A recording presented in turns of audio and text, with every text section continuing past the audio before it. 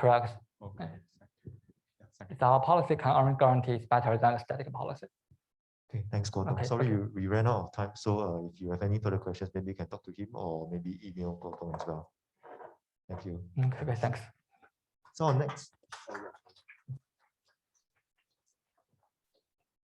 our next speaker, I think everyone knows him. He's Professor Karthik from SUTD. Currently the associate head of ESD pillar in SUTD. So he has written papers in Science Journal Optimization, Mathematical Programming, MOR, OR, MS. I think you name it, he's probably got his name there. So today he'll be talking about type probability bounds with pairwise independence.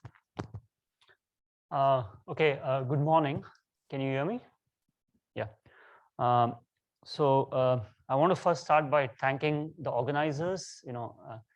I think it's really a wonderful, exercise to get people together. I think it's been echoed by many of the faculty, many of the people who have attended this workshop. But I want to just restate it. It's really nice of them to organize this. It's wonderful to see people and to listen to so many interesting talks.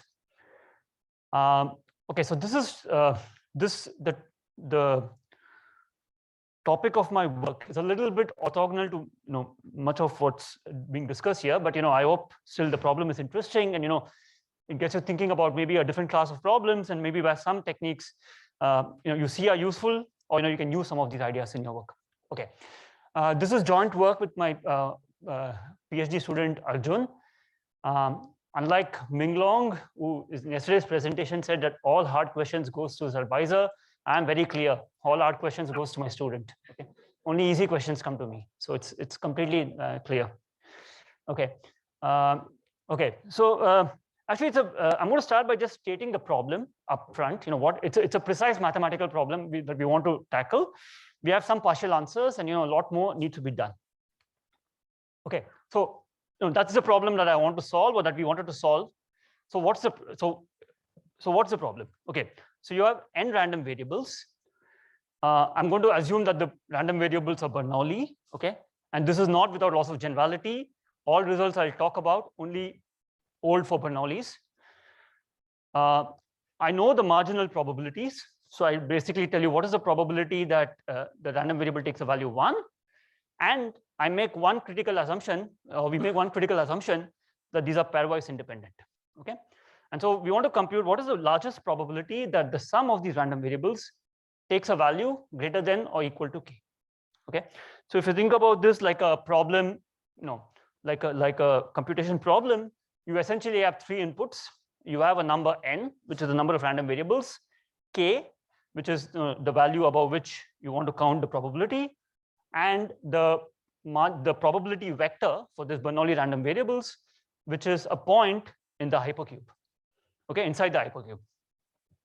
And I want to compute the maximum probability of this sum. Okay, just as a small note, let me see. Okay, yeah, so when I've stated the problem here, I've just said I know the marginal probabilities, and I just give you the bivariate probability for the event that Ci is 1 and Cj is 1, which is Pi Pj. All other joint probabilities of pairs can be computed using this and the marginal univariate probabilities. Okay, so this completely defines the problem.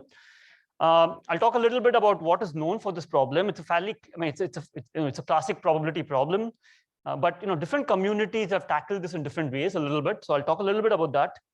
Talk a little bit about the bivariate problem more generally, not just pairwise independence, and then some of our results for k equal to 1, and then for k greater than or equal to 2, and some open questions. Okay, so is the problem clear? It's very simple to state. Okay, so just a quick recap. So so what are pairwise independent Bernoulli random variables? You take any pair, Ci, Cj. The joint probability is the product of its marginals. Okay, and this is for every pair. Of course, the more common notion that gets used is mutual independence, which basically says that you take the n random variables, look at all possible possibilities. It's the product of the marginals, basically. Okay, so this is for every for the entire n vector. Now it's known for at least 50 years or more that while mutual independence implies pairwise independence, the reverse does not hold. Okay, so The earliest examples of this, which you'll even find in classic probability books, is this example of Bernstein. So if you look at the distribution which I've plotted out, I've written out here, these are essentially two different probability distributions for Bernoulli's with equal probabilities of being 1. So the marginal probabilities for each random variable here is half, being 1, and then both of these are pairwise independent, but clearly they are not mutually independent, each of these random vectors. Okay. Now, if you just spend a little bit of time just computing things out here, you will find that actually, if I go back to the original problem I stated, if you take a value of k being 1 or a k being 3, the distribution which attains this maximum probability is the one on the left. Okay. While if I take k equal to 2, the distribution which attains the maximum probability is the one on the right, basically. So, what's going to happen is, as your parameters of this problem change, as k changes, as n changes, the distributions which attain these extremal probabilities are going to change. Okay, and so the question is, what can we say about these probabilities and these distributions? That's basically what we wanted to think about. I'll tell a little bit. I mean, this sounds a little bit like just an exercise in probability, but I'll come back a little bit later to say how I think this relates to maybe some of the work in distribution robust optimization. Okay, so this is a little bit word heavy, but let me just tell you a little bit of what's known. Okay, so as stated, this problem is clearly at the interface of mathematics, probability, computer science, and optimization. And what is immediately one can see is, if I give you any input to this problem, I can always construct a pairwise independent distribution with this order of n squared support points. Okay, and you can do this efficiently in polynomial time. So this has been, there are many constructions which have been provided by people. I've just listed some of these papers out there. These are basically papers in math and in computer science literature. And the main reason for doing this is, as is evident, is the cardinality of this distribution is small, which means that it's useful in computations of certain types where you don't need to take this exponential size independent distribution. In certain problems, this helps a lot. So a classic example is what you always study in MaxCut when you do de-randomization. This approach can be directly applied actually, if you can construct such a distribution for this half approximation. Now, certain things hold, certain things don't hold. If we make this more relaxed assumption. So for example, because the variance of the sum is the sum of variances, things like strong law of large numbers holds, but it's immediate, you can construct examples where central limit theorem will no longer hold in this setting, if I make this assumption, basically. Okay. And of course, the most natural bound one can think about for this problem is the Chebyshev bound. It's the most natural one to apply. And it works fairly well, but it is not tight always. Okay. So I've got an example out here. It's a particular construction. I've slightly modified it here. It's not Bernoulli. These are Rademacher variables, but you can transform it. Essentially, each CI variable takes a value of 1 and -1 with probability half, and then I define this new exponential number of variables by taking products of subsets of these random variables, and then a little bit of exercise shows that these are pairwise independent, and if one was to apply the Chebyshev bound for particular parameter values, it's tight. But this is not tight in general. Okay, so I really want to go for the tightest bound for any input instance of this problem. That's the goal. Okay, any questions so far? Okay, so let me take a slightly more general problem, which has been actually studied more broadly by even folks in optimization and in probability, where the assumption is more relaxed. So the key difference in this bivariate problem is that in addition to knowing the marginal probability pi, which is 0 or 1, between 0 and 1, I know a bivariate probability, which is pij. I no longer assume that, this is any number pij. So I'm allowing for correlated bivariate distributions now. That's an input to the problem.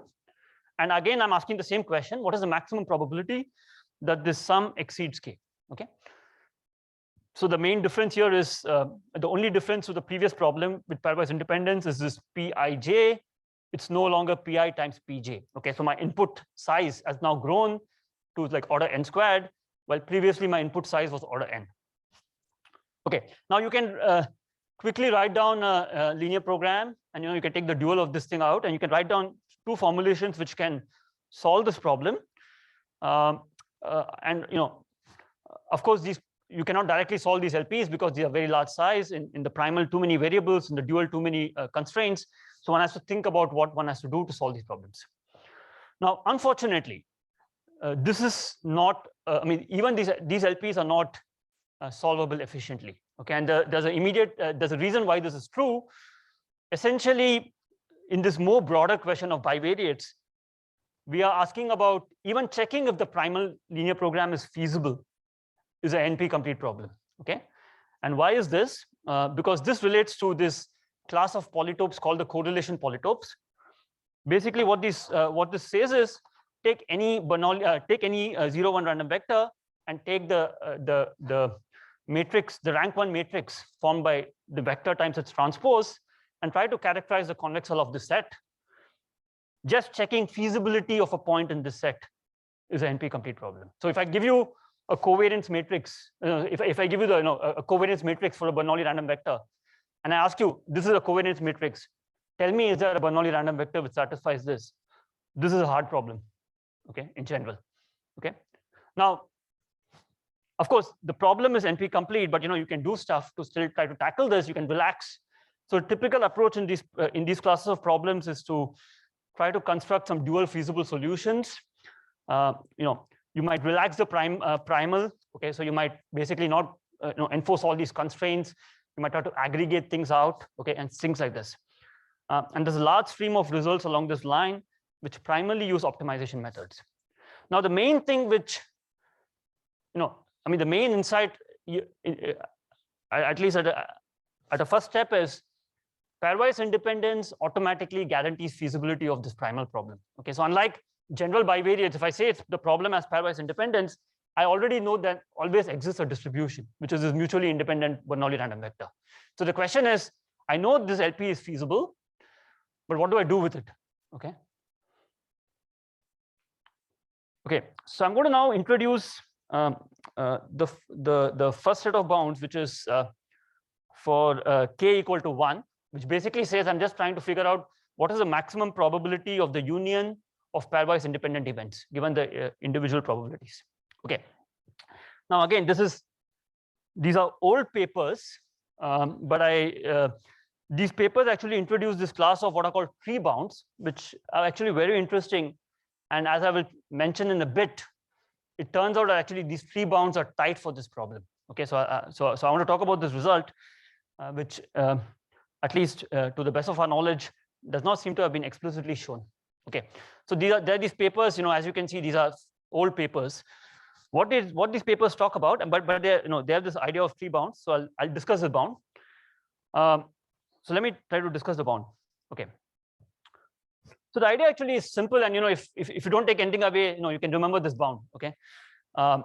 Okay. So we have this dual feasibility condition, which basically says that I want this quadratic function of C to exceed the indicator function of the sum exceeding 1 for all C for all C0, 1. Okay. Take any spanning tree on a graph on the complete graph. Okay. Take any spanning tree and set basically the dual variables in a particular way. Set these lambda ij variables to be -1 for every arc on the tree, all other lambda ij's to be 0, and set all the lambda I variables to be 1. Okay, so I'm basically creating now this quadratic function is simplifying. It's basically summation of I ci minus of summation ci cj over the tree, and ask ourselves whether this problem is feasible for the case k equal to 1. Okay, so this is a union of events. So if you just plug in and you just check what this constraint tells you, it basically tells you, rewritten in words, take any subset of nodes. What is the number of edges in the tree that connect nodes in S? The dual constraint says this should be less than or equal to S minus 1, the cardinality of the set minus 1. Okay. And when we learn spanning tree problems, this is the first, this is the way we characterize the spanning tree polytope, basically. So for example, if I take the spanning tree on these 5 random variables, take a subset of nodes, let's say 1, 2, and 4, at most 2 arcs should be connecting the nodes in this subset. So I've got 1 arc here. In this example, I've got 3 nodes. 2 arcs are connecting, a part of the tree which connect up these nodes basically. Okay, so this is a feasible solution. Okay, this is a dual feasible solution. This tree, this choice of a tree, and now the natural step to do is to choose the optimal tree. Okay, and we know how to find compute spanning trees efficiently. The min cost or max weight spanning trees. So if you optimize the choice of the spanning tree, you basically get this bound. Don't worry too much about this upper bound of 1. The second term is a more interesting one, where you optimize the spanning tree where Pij's are now costs of these arcs. I mean, they are basically the weight of the arc. Okay, so that's a tree bound.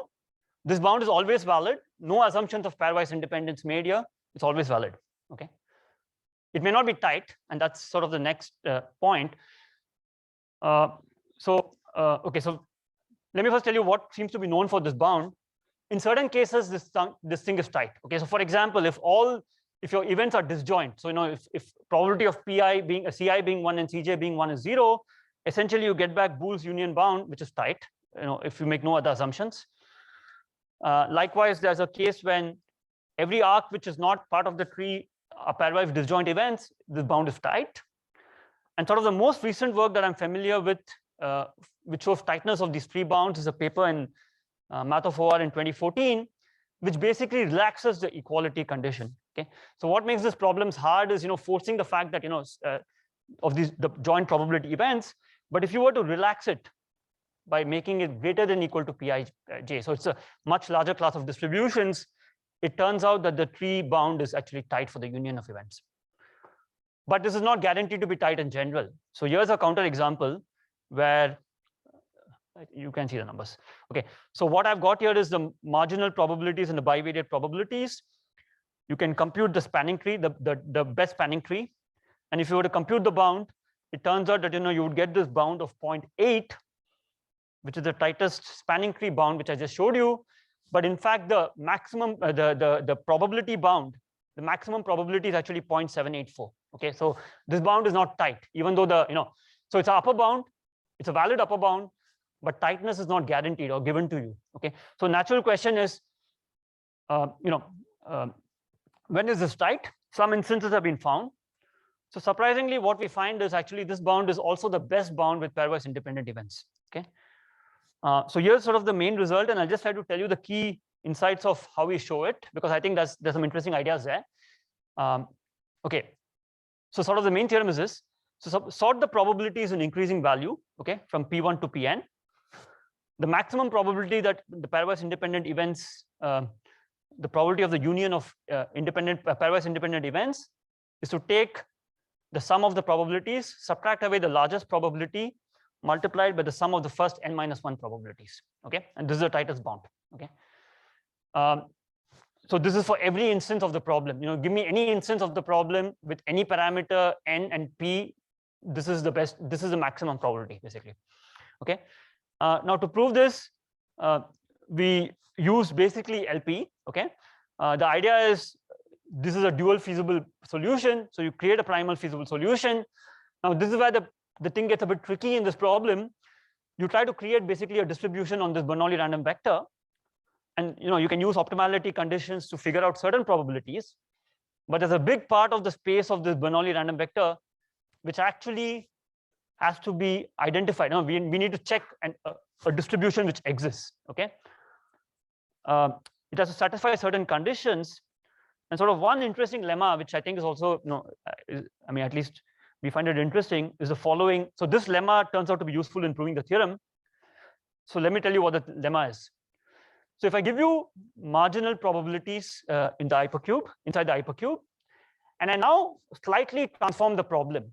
I tell you that the bivariate probabilities are the product of the two probabilities, Pi times Pj, but now I divide it by some common probability P, which satisfies certain range constraints. So basically this P has to be greater than the largest value and below 1.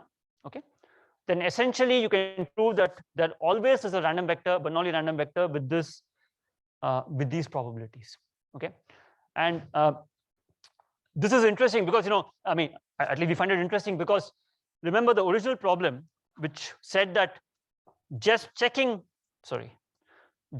feasibility of this set is a hard problem. Okay, we are now constructing a particular point in this set where you're always guaranteed feasibility. And surprisingly, this distribution is, it's a correlated distribution. It's not an independent distribution. If you compute things out here, you will find that actually this is not, I mean, you can do the calculus, but it's correlated. So somehow this turns out to be critical in proving the result, to show the existence of some correlated distribution, which turns out to always exist, which proves that the tree bound is tight. Okay. In the interest of time, I won't go through it, but the paper has this proof. It's an interesting result. I think can be used possibly in other places too. Okay. How do you use this? So once you have the tightest bound, you can immediately pretty much show that if you take the ratio of Boole's union bound and this tightest bound that the tree bound that I just discussed, for any instance of the problem when k is equal to 1, this is bounded by, the ratio is bounded by 4/3. Okay, and this bound is tight. So that means there's an instance of this problem which always attains this for every n. Now, such results are known in slightly, in a slightly different setting. So there are many results which compare sort of these union bounds with these mutually independent event bounds for mutually independent probability computation for union of events. There, those ratios basically, typically the upper bound is e by e minus 1, which is about 1.58 something. Okay, so what this says is, in some ways, if you don't, if you compare the extremal distribution with only marginals, which is what the union bound is, and compare that to pairwise independent bounds, you can actually probably show they're closer, by this ratio of 4/3, in comparison to comparing this with a completely mutually independent. So there's a chance that you can prove tighter bounds for if you want to work with more restricted assumptions of independence. Okay, you probably can prove certain things. Okay, so you could, just to give a because I'm talking about these as probability bounds, but you can actually directly use these results, for example, in certain problems. So just to give you a sense as how you might use such a result. So you can look at sort of an entire class of, let's say, distributionally robust bottleneck combinatorial optimization problems.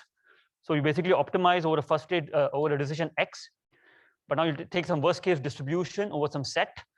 The objective here is the bottleneck objective, which means take the maximum value of the CI XIs. This result directly will basically, you can use this to argue basically that if your distribution set here is pairwise independent Bernoulli's, essentially you can find a 4/3 optimal solution. Okay, so you can find a X star in polynomial time, so that it's if the original deterministic problem is easy, you can essentially use that to show a solution which is within 4/3 of the optimum. Okay, now we wanted to prove more general results. Okay, and so we have certain things there, but we couldn't. So the result for general k is still open. Okay, we have not been able to prove it, but there are some very nice bounds which exist for more general for more general tail probabilities. Okay, so for k greater than or equal to 2, the best known results are probably, among the best known results are probably this nice paper of Schmidt, Striegel, and Srinivasan from 1995, which basically makes use of this simple to state relationship. All this says is it's a binomial relationship. Okay, it just says that the sum of random variables choose j is the sum of these multinomial terms. Okay, and what you do is you can compute the moments of these right hand side parts. Okay, if you assume, for example, this j is of small cardinality. Okay, you're having small number of pairs terms. So you're having, if j is 2, for example, you're getting products of 2 terms. Okay, now you know things about how the moments of these sums of these pairwise terms, how they look like with pairwise independence. So if you use this and basically use just some couple of simple tricks like Markov's inequality and stuff like this, you can prove this bound, which is a simple to state bound for all pairwise independent random variables. There are some more complicated bounds, but I won't get into that. Again, all these bounds are useful, but none are tight in general. Okay. So what we do is actually we show that this ordering idea that we spoke about with this tree stuff actually can also help improve the bounds, the best known bounds that seem to be known at least for this problem. Okay. So, and the idea is actually simple to state. Order the variables from smallest to largest probabilities. And now when you're trying to bound the sums of random variables exceeding k, essentially you look at events which subsume this. And the idea is you basically look at partial sums exceeding a corresponding. So if I'm looking at, I take away R1 variables, I take away R1 from the right-hand side. Okay, so it's basically looking at a set of events which captures this set I'm interested in, which contains the set I'm interested in, and simply use the similar tricks like the Srinivasan's bound to tighten these bounds. So again, you can use ordering to improve these bounds here, and we basically have these improved bounds which can improve on these existing results, and in certain cases you can prove tightness. Okay, and I think in the interest of time, I'm going to skip through it. If you're improving bounds, obviously you expect the results to show an improvement, and that's what it shows. You can improve, up to some, in this numerical example with 100 random variables, where I'm looking at the tail event of all of them being 100. By ordering, you get about 60% to 80% improvement by using this ordering idea. Okay, so I'm going to end with a couple of general questions on open, things that are at least open to us, and if you're interested, we'll be happy to chat with you. So there's this very nice results coming out of the CS literature, which says that if you look at a larger class of functions, basically submodular functions with certain other properties which are not critical, but I mean they are critical, but I won't get into them. You can basically, by comparing the ratio of this max expected function value and with independence, you get this e by e minus 1 bound. Okay, so this e by e minus 1 generalizes to a larger class of functions. So the question is, does this 4/3 generalize to also a larger class of functions, but with this sort of weaker assumptions on independence? Okay, and our results show that this is true for the union of events, so a particular submodular function. Recently, we've been able to show this is also true for n equal to 2. So if you have just 2 random variables, but you take any submodular function on these 2 random variables, you can prove this to be true. So we conjecture this is true more generally. The bottleneck in proving this so far is we don't have a good handle on the distributions which attain these extremal bounds. Okay, so that's why. That'll be a nice result if it can be shown. And for more general K, still the complexity of computing this tightest bound is still unresolved. So, our results don't say that this problem has to be hard to compute. Okay, it might be that there's some smart way to compute these things that we have not seen, and so it can be explored. Of course, these are not the only probability bounds are not the only bounds of interest. You can look at other things in your problem. I think more generally, all this fits into a simple agenda that you're taking all these stochastic optimization problems with this probability models. They have different assumptions of the notion of dependence. What is the sort of tools and techniques we can use to compare them, and when are they similar, when are they different? I think some of these techniques help towards that. Okay, I'll stop here, and I want to take some questions. Do I have time? Okay, thank you.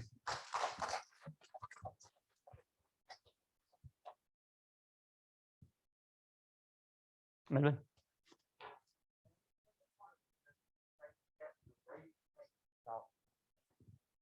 I understand the part of complexity is trying to get a tight results, and perhaps are there ways that maybe for something that's more computationally trackable, whether you can generalize it? And I see some benefits of having pairwise independence in a more general setting. But say are there less computation? Suppose you are not rooting for the tightest result. Sure. Yeah. Are there things that we can use? No, I think it's a good question. You don't have to get the tightest bound, like Melvin says. At least the best. I mean, you can improve on these bounds. We've shown some evidence that you can improve the best known bounds. So I think you can use other tricks to do this computationally. Forget the. I mean, the top question here is, I wanted to know if we wanted to know if there's there could be a simple LP which solves this problem. We haven't seen the right variables and the right constraints. It's possible. Even if you don't get the tightness, you can possibly improve on the existing results. We have some computational results towards this. I didn't share it here. But we don't have nice theory at this point to support it. So, we have some evidence that you can tighten these formulations with compact linear programs, but there's no theory at this point which tells us, yeah. But you can do stuff. Yeah, you can do stuff. Karthik, actually, I have two questions. One is on the choice of K. I mean, for the mutually independent case, there's a lot of work on talking about the small deviation bound, about deviation away from the mean.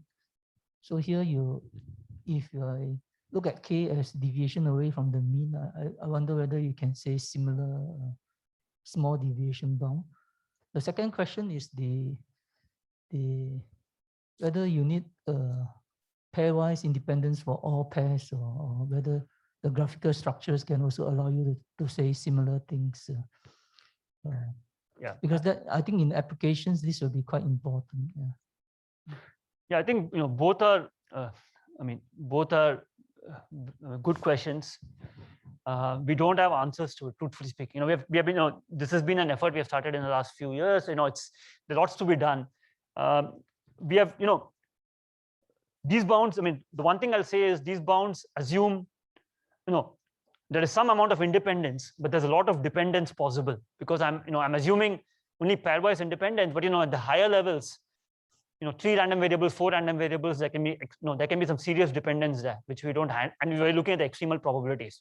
So the results that we get will possibly not be as strong as the results that you will see with making mutual independence assumptions. That's my belief. But I would have to look more carefully at the small deviation type results.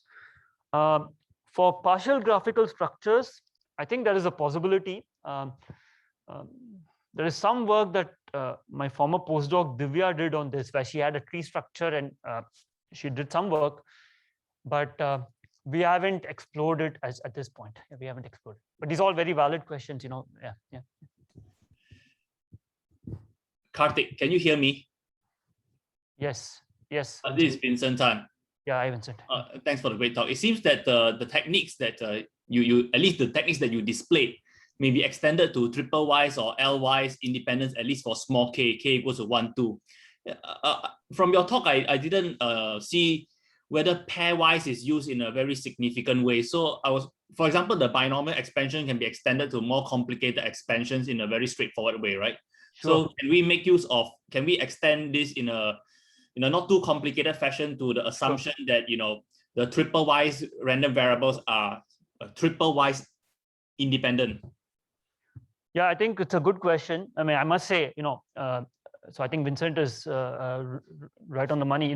The Smith-Srinivasan bound, which I mentioned, is not only for, I'm showing the result for pairwise independence. Their result is actually much more powerful. They talk about how to extend this to, k-wise independence. You can use this trick more generally. And I think some of this can be tried. I suspect this ordering can be exploited there. We haven't spent enough time on it at this point. But I think your point is good, and I think it's true. I think it can be exploited to tighten some of their bounds. Yeah. Okay, great. Thanks. Yeah. Okay, thanks. I think we have no more time for questions. Sure, thanks, Karthik. Thank you.